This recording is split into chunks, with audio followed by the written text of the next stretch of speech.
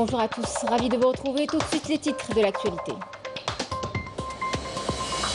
60e anniversaire de la fête de la Victoire, le 19 mars 1962 marque la fin du colonialisme français. Les accords d'Évian ont sonné le glas de l'injustice et de la barbarie de la France coloniale. Aujourd'hui, les festivités officielles se déroulent dans la wilaya de Rilizen, des festivités marquées à travers toutes les wilayas du pays.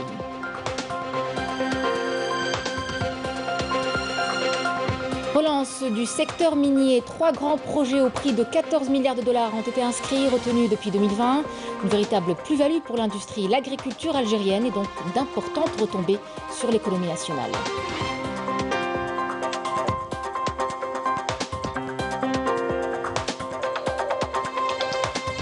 Au Maroc, les citoyens poursuivent leur combat pour dénoncer l'injustice, la répression et les arrestations arbitraires exercées par les forces du Marzen à l'encontre des enseignants contractuels qui réclament leur intégration dans leur fonction publique.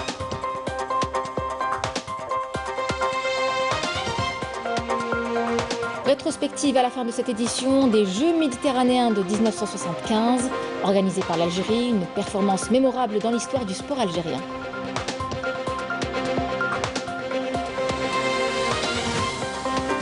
Mesdames, Messieurs, bienvenue. Le 19 mars 1962 marque la fin de 132 ans de colonisation française, la fin d'une longue souffrance, d'un combat courageux de tout un peuple.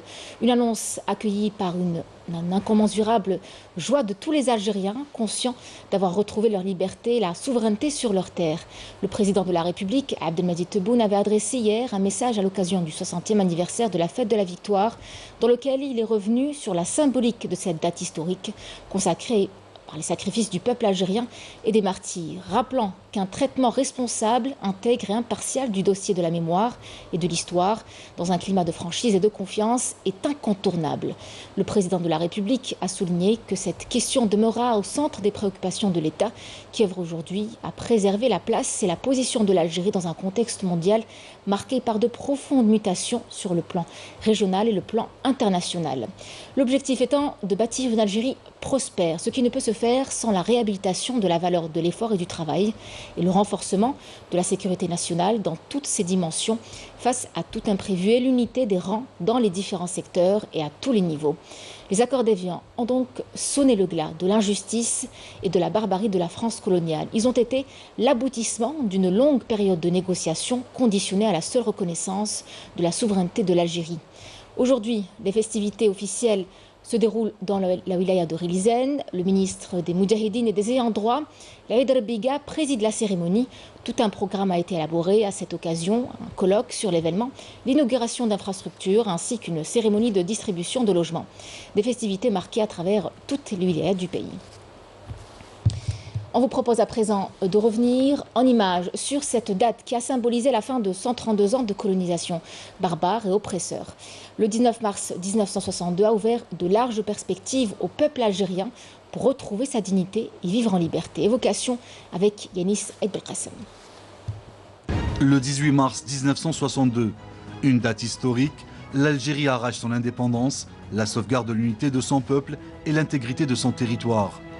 En apposant cette signature, les accords d'Évian sont scellés. Les revendications de l'Algérie sont claires et immuables. La France, sentant la détermination irréversible des Algériens, fléchit, la Ve République finit par admettre le principe de l'autodétermination de l'Algérie. À la tête de la délégation algérienne Karim Belkacem, des historiques l'accompagnent, Lakhdar Ben Toubel, Saad Dahleb, Mohamed Yazid, Tayyib Boulahrouf, Ben Mustafa Ben Aouda, Reda Malek, Sghir Mustafa et Mohamed Siddiq Ben Yahya.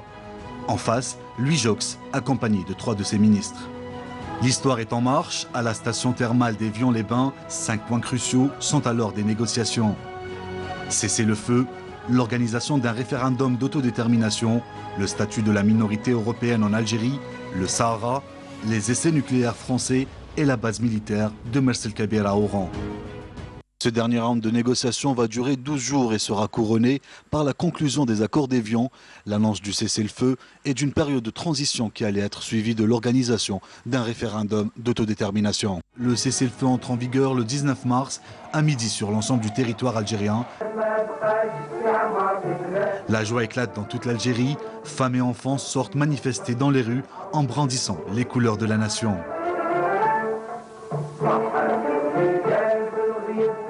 Quelques mois plus tard, l'Algérie arrache son indépendance. Le 5 juillet 1962 marque ainsi le début de l'édification de l'Algérie libre et indépendante.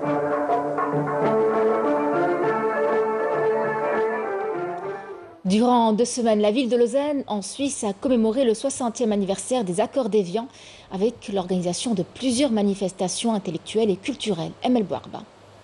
Ils sont diplomates, journalistes, éditeurs ou intellectuels suisses de renom. Ils ont soutenu la guerre de libération nationale et joué un rôle dans le succès des accords d'Évian il y a de cela 60 ans, en facilitant les contacts entre les membres de la délégation des négociateurs algériens et le colonisateur. La radio et télévision suisse a rendu hommage à ces personnalités en consacrant des émissions et des rencontres au débat.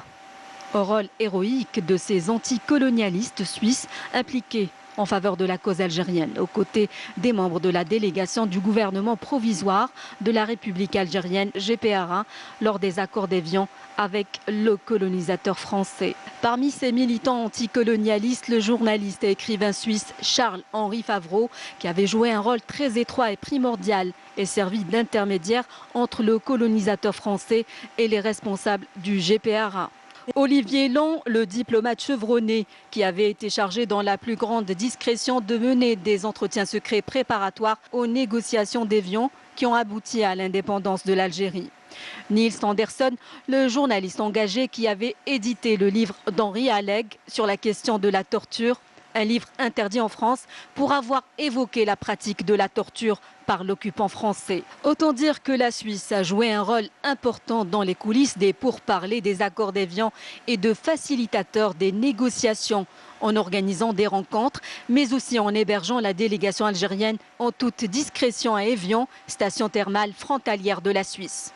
Les menaces de l'organisation armée secrète, l'OAS, de faire avorter ces pourparlers n'ont pas eu d'impact sur le déroulement des contacts secrets qu'a eu Tayyip Boulahrouf avec Olivier Lang, qui ont abouti aux négociations Évian 1 et Évian 2, respectivement en 1961 et 1962. Si le 60e anniversaire des accords d'Évian met en avant la contribution de la Suisse en faveur de la cause algérienne, cette date rappelle surtout la détermination des négociateurs algériens qui ont fait preuve d'une grande habileté et en dépit des multiples manœuvres auxquelles s'est livré le colonisateur français pour garder le Sahara algérien. L'indépendance de l'Algérie est le fruit d'une longue lutte de tout un peuple de moudjahidines et de martyrs tombés au champ d'honneur. Le moudjahid Mohamed Boumzibra a lui aussi contribué à écrire cette douloureuse page de l'histoire de l'Algérie.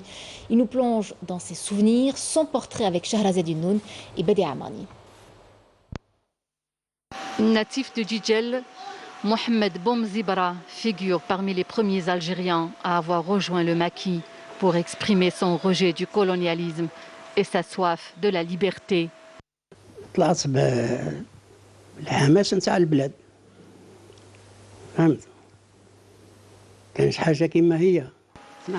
J'ai rejoint le maquis avec l'enthousiasme de participer à la libération de l'Algérie. Rien ne peut égaler cette quête et rien ne peut exprimer le sentiment de participer à l'époque à cette glorieuse révolution. Vous regardez la mort en face, je garde encore une balle dans le pied. Elle est à l'intérieur.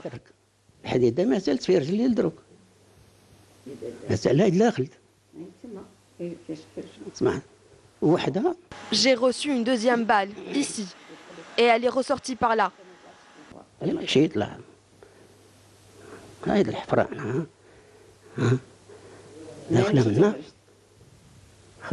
Mohamed Boumzibra a servi dans les rangs de l'ALN dans la région est du pays. Son courage l'a mené jusqu'aux frontières algéro-tunisiennes qu'il a traversées avec bravoure, transportant des armes et des documents, sans se soucier du danger des mines antipersonnelles et de la ligne Maurice. Au niveau de la ligne Maurice, l'électricité était de 15 000 volts. Elle était semée de mines antipersonnelles. Avec mes compagnons, nous avons traversé cette ligne avec difficulté. La peur, on n'y pensait même pas. C'était soit l'indépendance, soit tomber au champ d'honneur.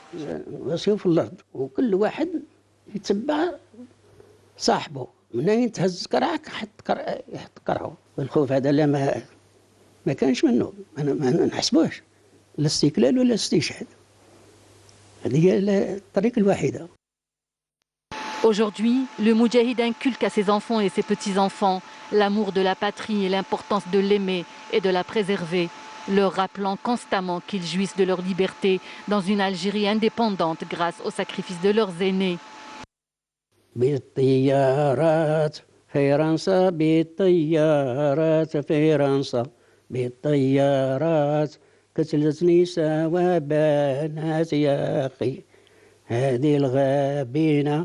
لا تنسى هذه الغابينة لا تنسى هذه الغابينة فرنسا ما حركت فينا يا أخي.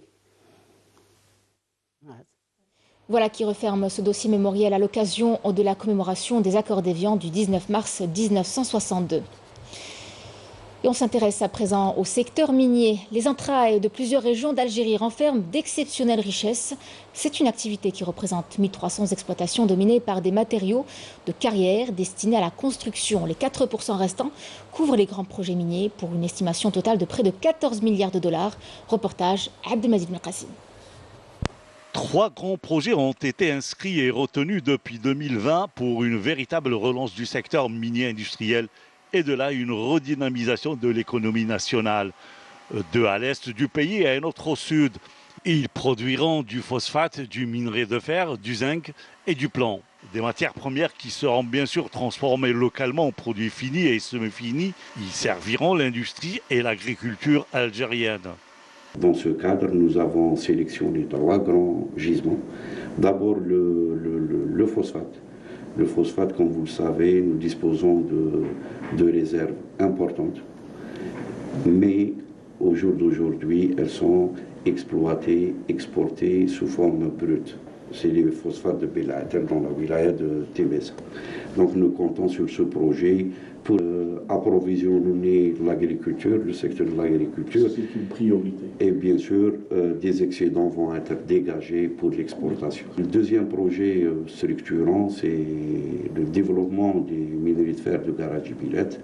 Le troisième projet concerne le zinc, donc la production de zinc et de plomb dans la wilaya de Bijaya. Il s'agit du gisement de Tel Hamza ou d'Amizor. Des projets structurants de grande envergure pour un réel décollage du secteur industriel et agricole. Le secteur des mines qui a été retenu comme étant un secteur porteur et dans le cadre de la relance économique en raison de son potentiel et de son caractère structurant. Vous savez, le secteur des mines est celui le pourvoyeur des matières premières pour tous les autres secteurs, notamment industriels. Donc une feuille de route a été mise en place et lancée à partir de l'année 2020 et concerne plusieurs axes de développement. Des investissements attendus par les jeunes de la région en attente de recrutement, puisque des milliers d'emplois verront le jour. Pour le projet transformation des phosphates de bled El Hadba à Tébessa, donc il est question de création d'au moins 3500 emplois directs. Pour ce qui est du gisement de Garadjibilet, c'est un méga projet. Il faut compter à terme 15 000 emplois. 15 000 emplois. Direct. Pour Ouadamizor, donc pour un investissement de 470 millions de dollars, il est prévu la création d'environ 700 emplois directs. Au total, ces 3 méga-projets coûteront près de 14 milliards de dollars. Un investissement certes lourd, mais qui pourrait avoir des retombées importantes pour l'économie nationale. Une secousse tellurique de magnitude 5,5 sur l'échelle de Richter a été enregistrée ce matin à 10h59 dans la wilaya de Béjaïa. C'est ce qu'a annoncé le Centre de recherche en astronomie, astrophysique et géophysique, le CRAG. L'épicentre de la secousse a été localisé à 28 km au nord-est de Cap Carbon. Elle a été ressentie par les populations des wilayas de Djidjel, Sétif, Borj Bouareri, Djibouira, Tizi Ouzou et Alger. Selon les premières informations qui nous sont parvenues, 2 étudiants ont été blessés. Eh bien, pour avoir plus justement de détails, nous avons avec nous le capitaine Nassim Bernaoui, chargé de la communication à la protection civile. Bonjour. Bonjour madame. Alors, est-ce qu'on aurait plus d'informations sur l'état de santé des 2 étudiants qui ont été blessés? Bon, pour le moment, c'est des blessures légères dues à un mouvement de panique, c'est tout à fait normal. C'est une secousse qui a été forte ressentie à Béjaïa, donc 5,5, c'est un séisme moyen, donc qui rentre dans l'activité normale des séismes sur le nord algérien, le nord africain. Donc actuellement, comme vous avez bien cité, la secousse a été bien ressentie à travers plus de 5 wilayas de Djidjel, Sétif, Borj Bouareri, Bouira, Tizi Ouzou, Boumerdas et Alger. Pour le moment, avec en plus des 2 personnes blessées, une femme qui a été dans un état de choc à Tassest au niveau de la commune de Béjaïa. Mais l'essentiel actuellement, les secours, la protection civile continuent des opérations de reconnaissance, surtout à travers les 2 wilayas de Béjaïa ainsi que la wilaya de Djidjel. Très bien, merci capitaine Nassim Bernaoui, chargé de la communication au sein de la protection civile. On vous parle à présent d'une initiative du côté de Borj Bouareri. Il s'agit d'une association qui a décidé d'impliquer les personnes à mobilité réduite dans une activité de reboisement à grande échelle. Ainsi, des milliers d'arbres sont plantés et embelliront entre autres la ville. Walid Yousfi.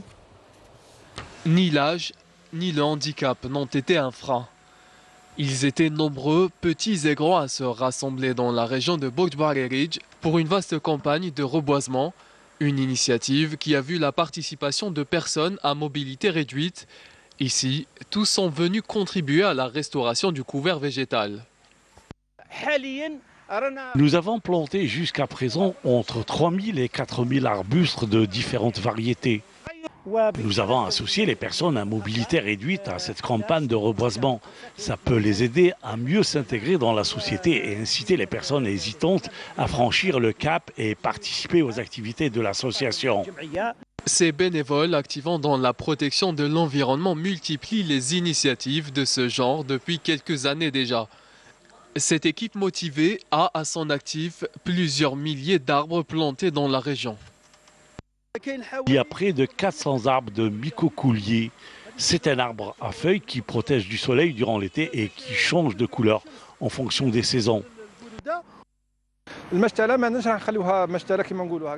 voulons créer une pépinière irriguée par des énergies propres et aussi développer la culture éco-citoyenne avec des activités de recyclage. Nous voulons en faire une pépinière pédagogique.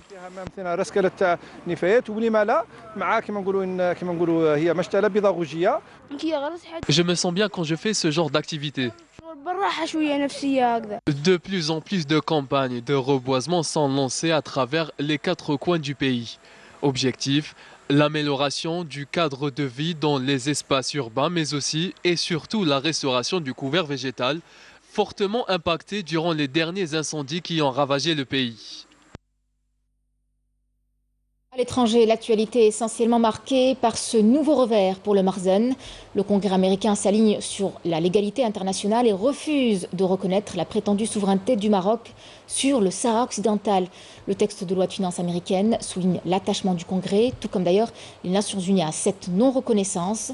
Selon le président du Congrès américain, la situation politique au Sahara occidental est une affaire devant être résolue entre les 2 parties et non par le Congrès, dont les membres, souvenez-vous, avaient adressé il y a une semaine une lettre au président américain dans laquelle ils expriment leur inquiétude quant à la politique des États-Unis vis-à-vis du Sahara occidental et leur contrat d'armes conclu entre l'administration Biden et le Maroc en décembre dernier. Au Maroc, les citoyens poursuivent leur combat pour dénoncer l'injustice, la répression et les arrestations arbitraires exercées par les forces du Marzen à l'encontre des enseignants contractuels qui réclament leur intégration dans la fonction publique. Marim Damis pour les détails. Les enseignants contractuels continuent à investir les rues à Bni Mellal au Maroc. pour exprimer leur mécontentement et leur détermination à faire annuler le système contractuel. Mais depuis le 28 février dernier, des rassemblements sont organisés de façon cyclique pour dénoncer d'une seule voix la répression et l'arrestation arbitraire de leurs collègues par les forces du Merzani.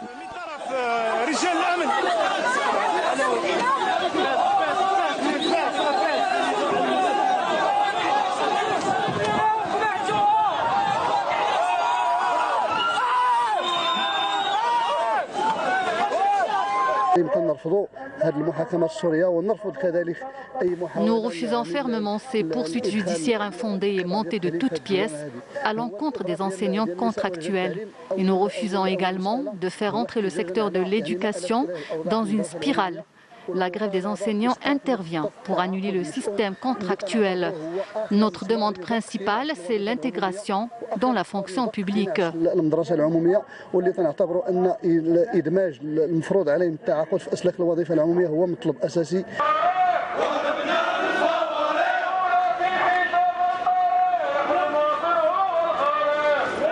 مطلب واحد اللي عندنا هو الادماج في اسلاك الوظيفه العموميه وتحقيق استقرار مهني ووظيفي وهذا حق كنعتبره حق دستوري. Nous avons une seule réclamation, c'est d'être intégré dans la fonction publique et avoir une stabilité professionnelle que je considère comme un droit constitutionnel. Selon la Constitution, nous pouvons poursuivre nos manifestations pacifiques parce que nous sommes les enfants de ce pays.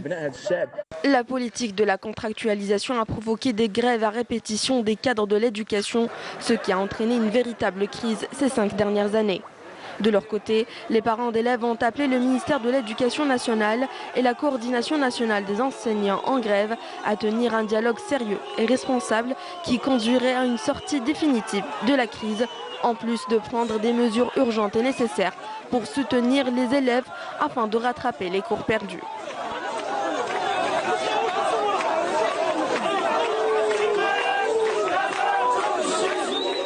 Retour chez nous en Algérie. Parmi les compétitions qui seront disputées lors des Jeux méditerranéens d'Oran, le tennis sera de la partie. Nos athlètes s'y préparent pour donner le meilleur d'eux-mêmes et rendre fière toute une nation. Sarah Delbel.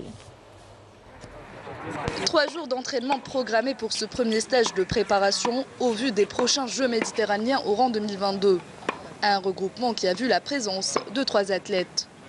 Nous avons essayé un peu de mettre les moyens que nous avons pour préparer au mieux ces athlètes. On va essayer, Inch'Allah, d'atteindre des objectifs appréciables à la hauteur du pays. Nous avons sous la main donc 8 joueurs et 6 joueuses que nous avons choisis par rapport à leur classement, par rapport à leur classement international et national, qui se trouvent actuellement chacun de son côté en train de faire des circuits, donc des circuits professionnels. Et sur la base des résultats, donc, nous aurons la liste définitive comme indiquée par les Jeux méditerranéens, par leur comité d'organisation, sera transmise à la fin avril. Voilà, donc sur la base des 8 et 6, nous allons choisir les 4 et 4 qui vont participer, prendre part à cette compétition. Déterminés et concentrés, les athlètes algériens ont rejoint le sol du pays avec un seul mot d'ordre, être prêts le jour J. Cette préparation, elle est simple. Ça faisait longtemps que je n'étais pas venu ici. Et ils m'ont accueilli avec un grand cœur et ça, je tiens encore d'ailleurs à les remercier. Et cette préparation, je la prépare un peu ici, là c'est quelques jours. Et après, mon objectif, c'est tout simple. C'est à chaque fois de jouer un tournoi, c'est de le gagner, quoi. Et du coup, pour moi, l'objectif, c'est de ramener la médaille d'or. Sans être arrogant ou quoi que ce soit, mais voilà, c'est de jouer match après match et d'être rigoureux. Je suis là pour quelques jours pour bien préparer les Jeux méditerranéens. Avec beaucoup plus de matchs et beaucoup plus de tournois, le niveau va augmenter et j'espère arriver bien préparé pour les Jeux méditerranéens. Une bonne opportunité pour moi, surtout une Sharaf Haran, où, comme je l'ai dit, j'ai commencé le tennis là-bas, donc c'est un tournoi important pour moi. Et pour représenter l'équipe nationale. Et Inch'Allah, nous sommes à la hauteur pour gagner le tournoi. Avant de prendre part aux prochains Jeux méditerranéens Oran 2022, les tennismen et tenniswomen algériens participeront à plusieurs tournois internationaux ITF Pro. 13 ans après son indépendance, l'Algérie aux ambitions dévorantes s'engageait vers de nouveaux horizons en se lançant le pari d'organiser un des plus grands rendez-vous sportifs régionaux, les Jeux méditerranéens 1975. Premier grand défi post-indépendance, l'Algérie le relèvera avec brio en réussissant une parfaite organisation qui a fait pâlir plus d'une nation avec à la clé une moisson d'une vingtaine de médailles. Rétrospective avec Sarah Drebel.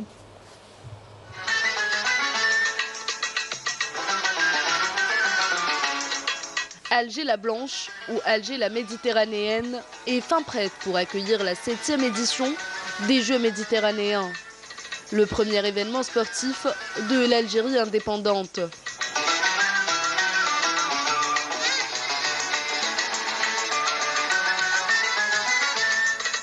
Une fierté nationale et un accomplissement digne et à la hauteur de cette prestigieuse manifestation sportive.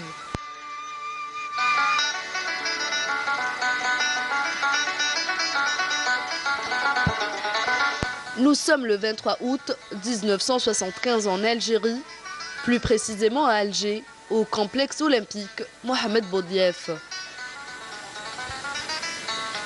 Le stade du 5 juillet est archi-comble pour cette première journée ou pour la cérémonie d'ouverture de la 7e édition des Jeux méditerranéens. L'Algérie abrite pour la première fois de son histoire une compétition de cette envergure avec la présence de 15 nations et de 2444 athlètes, la plus forte participation depuis la première édition des Jeux méditerranéens.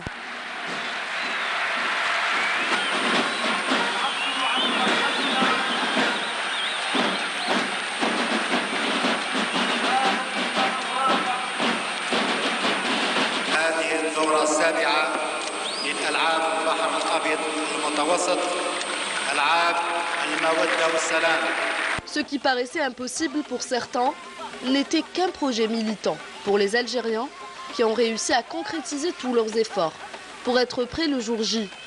D'ailleurs, les installations sportives algériennes pour les Jeux d'Alger ont tellement impressionné l'ensemble des délégations étrangères que beaucoup d'entre elles ont encouragé l'Algérie à présenter sa candidature pour l'organisation des Jeux olympiques de 1984.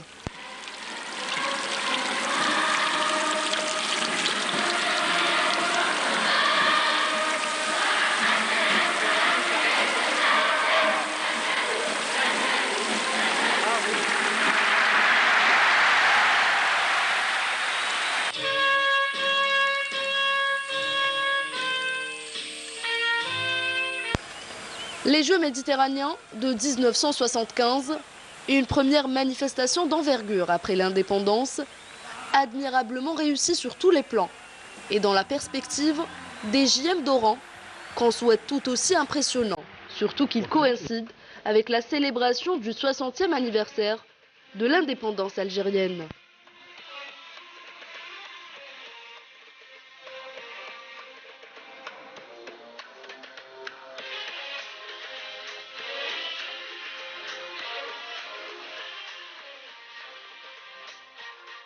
Football et Champions League africaine, le représentant algérien, le CR Belouizdad, joue ce soir face aux Tunisiens de l'Étoile sportive du Sahel à partir de 20 h au stade du 5 juillet. Un point suffira au Belouizdadi pour se qualifier au quart de finale.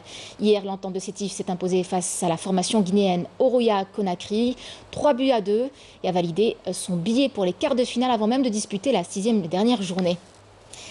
C'était le journal de la rédaction. Merci de l'avoir suivi. Tout de suite, les nouvelles du ciel avec Mina Abed. Pour votre édition du 19 h, vous retrouverez Kamal Sui. Quant à moi, je vous retrouve très vite. Je vous souhaite une excellente après-midi.